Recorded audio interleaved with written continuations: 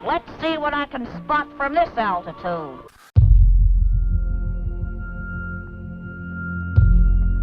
The same day, a 14-year-old boy disappeared. A person wearing his hat visited the family's house, claiming that the boy had taken something from him. The following day, a letter confessing to the theft arrived from the boy. But upon closer examination, it appeared as though he was forced to write it or didn't write it at all.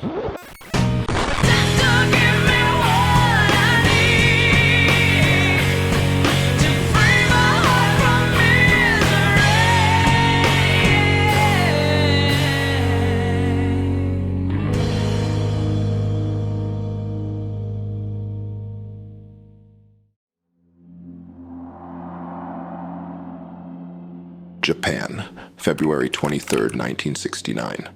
A 14-year-old boy named Jin Shoyama, who lived in Sasebo, Japan's Nagasaki prefecture, was busy working on a school project on his porch until 2 p.m.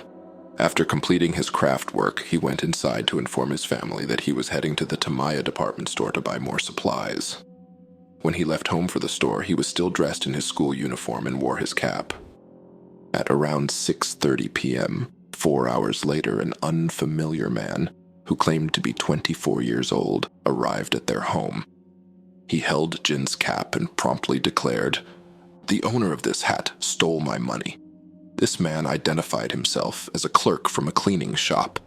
He explained to Jin's family that at 3:30 p.m., he had been on a city road and encountered a bicycle stuck in a gutter with two boys attempting to free it. In an effort to assist them, he removed his jumper and placed it by the roadside. At that moment, one of the boys abandoned the bicycle, grabbed the jumper, and made a run for it. The other boy followed suit. Inside the jumper's pocket, there happened to be 460,000 yen in cash. The man hurriedly pursued the boys, managing to snatch one of their caps from his pocket. Despite his efforts, the two boys managed to escape. However, he was able to locate Jin's family by identifying their name on the cap. After recounting his story, he attempted to seek compensation. However, since the family didn't have such a large sum of money, he eventually gave up and left. Jin's family found this situation quite surprising, as a complete stranger had approached their home without warning, accusing their son of stealing a significant amount of yen before departing. This accusation didn't align with what they knew of Jin's character. The next day, on the 24th of February, Jin still hadn't returned home.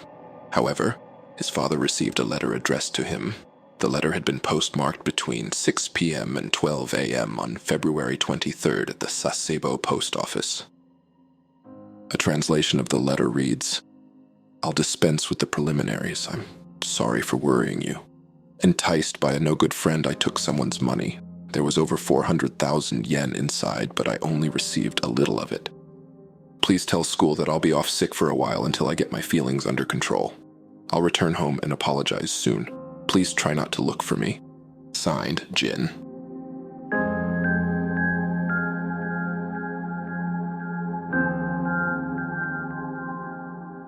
The letter raised suspicion and worry within his family. Even though the letter appeared to be written in Jin's handwriting, it seemed a bit too perfect and tidy. Its content was crafted in a way that made it seem like Jin was admitting to the accusations made by the mysterious man, placing blame on others and giving a reason for not returning home for an unspecified period. What stood out was how neatly the letter was written, which made his family suspect that he might have been forced to write it. The phrase "chianlue," or dispensing with preliminaries, was particularly noteworthy because it wasn't a phrase Jin had ever used or written before. It was oddly formal for a 14-year-old addressing his parents. Additionally, many kanji words were written in hiragana, including his own name, which seemed unusual. All these details suggest that Jin might have been frightened or pressured when composing the letter. After Jin had been missing for a full day, his family decided to contact the police. Rather than quickly dismissing Jin as a runaway or a thief based on the confession letter, the police took his family's concerns seriously. They sensed that something wasn't quite right about the situation. The police initiated their investigation by attempting to locate the person Jin was accused of stealing from. Even though this individual's identity remained undisclosed, the police managed to find him. Surprisingly, he was telling the truth. He turned out to be a 24-year-old worker at a cleaning store, although his background was more complex. He had been released on parole from a juvenile detention center just 4 months before Jin went missing, after serving a 2-year sentence. Given this individual's criminal history, the police began to scrutinize his account more closely. Among their many questions was how a cleaning store employee who had only recently been released from a juvenile center had access to such a substantial amount of yen and why he was carrying it in cash. When questioned by the police, he stated that he had hidden the money beneath the floor of his family's residence before his arrest. His family denied this claim, raising further doubts. The police tried to locate anyone who might have witnessed the incident described by the man. Due in part to the remote and isolated location he claimed it happened in, no witnesses could be found. This seemed odd because he said that 2 boys had stolen money from him, causing him to yell and give chase. This allegedly took place in broad daylight on a city street. He even guided the police to the exact spot where this event was said to have occurred, but they still couldn't find any witnesses or tracks of a bicycle. Furthermore, as February 23rd was a Sunday, all the banks were closed, raising doubts about why he would be carrying such a large sum of money in cash. It also seemed questionable how Jin and the other boy would have known about the money hidden in the man's jumper. He had stated that the money was concealed there. This led the police to strongly suspect that this man might have kidnapped Jin, possibly intending to demand ransom for a fictional amount of money. A significant search effort was launched, involving 50 investigators and various individuals such as Jin's family, teachers, classmates, and others. They scoured the city streets, alleys, inns, hotels, and even the surrounding mountains, yet no sign of Jin was found. A few days later, the man was subjected to a polygraph test and questioning. Remarkably, he remained composed enough to pass the test successfully. Despite the mounting circumstantial evidence that seemed to implicate him, many might jump to the conclusion that he was responsible, and that this was one of those unsolved cases with a seemingly clear solution. The police held the suspicion that he might have unidentified accomplices involved in the situation. The police tried to follow his movements and spoke to local residents to see if they had seen him. They discovered that before visiting Jin's home, he was stopping strangers on the street and asking them where Jin lived. This on its own might not seem unusual, as he did tell his family he had located Jin. The same people who saw this also told the police that about half an hour earlier, 3 different men were also asking around about Jin's whereabouts. Despite their efforts, the police couldn't track down or identify these 3 men or get descriptions from the witnesses. The police believed that these men might have been friends he had made during his time in jail. Unfortunately, on the same day the investigation began, the case seemed to go cold. Despite the strong signs, the police couldn't find any concrete evidence to link the cleaning store employee to the crime, and they couldn't charge him with anything. These 3 men who were likely involved remained unknown.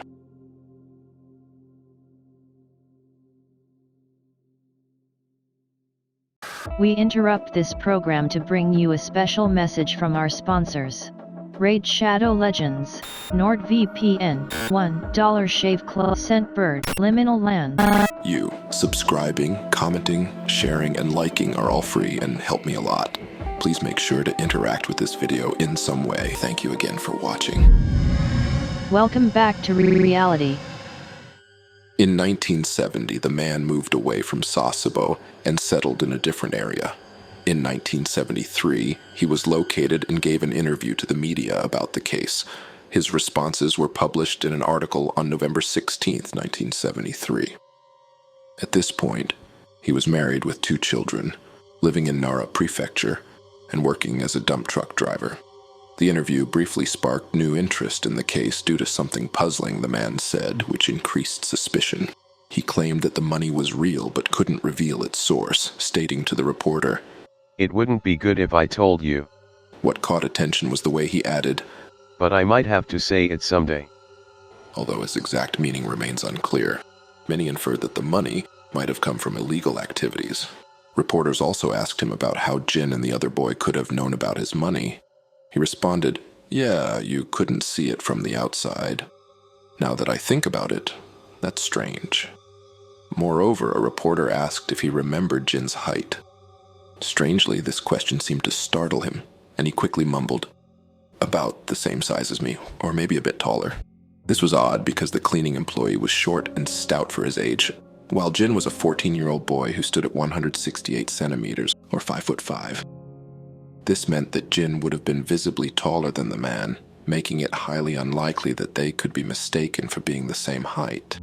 The statement about Jin's height seemed to convince the police that the man likely had accomplices.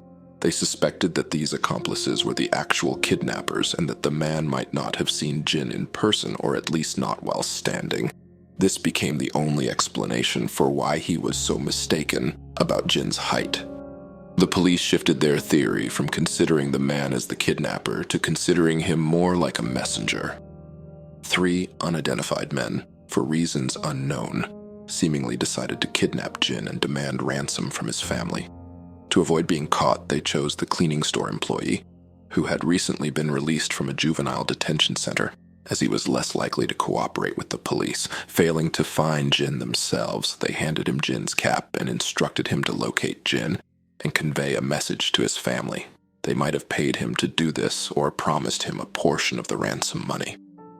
This revised theory also clarified why there was no evidence linking the man to Jin's kidnapping.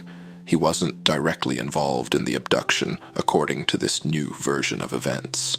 Unfortunately, it appears that the police were unable to reopen the investigation based solely on the media interview, and it seems that no further inquiries were carried out. And that's where we are today. Hopefully sometime soon the case can be reopened, and Jin and his family can finally see justice for what has happened. These unsolved cases naturally tend to end on a bit of a cliffhanger, but sometimes that's just life. Even many high-profile events still don't have explanations. From JFK to Malaysia Airlines Flight 370, there are still so many unsolved cold cases out there, and I feel it is important to try and bring attention to them in hopes that maybe one day they'll be solved. Please, in the comments below, tell me some of your favorite YouTubers and content creators. I'm really curious to see what all of you watch aside from my content.